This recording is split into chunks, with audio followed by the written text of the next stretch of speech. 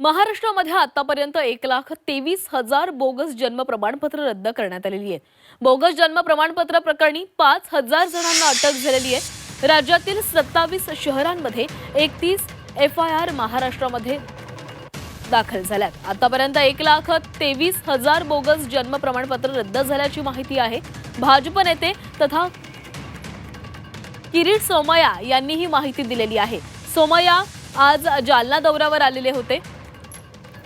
यावेळी त्यांनी जिल्हाधिकारी कार्यालयामध्ये आढावा बैठक घेतल्यानंतर माध्यमांशी संवाद साधलेला आहे. बोगस जन्म प्रमाणपत्र प्रकरणी राज्यातील 27 शहरांमध्ये आतापर्यंत 31 FIR नोंदवण्यात आलेल्या असून 5,000 जणांना अटक झाल्याची माहिती किरीट सोमय्या यांनी दिली आहे.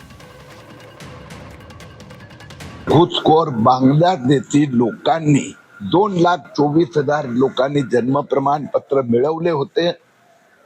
त्याचा कारवाई सुरू झालेली आहे. 27 शहरात 31 FIR, 5,000 लोकांची आतापर्यंत अटक झालेली आहे. 1,23,000 चे जन्म प्रमाणपत्र रद्द करण्यात आले आहेत.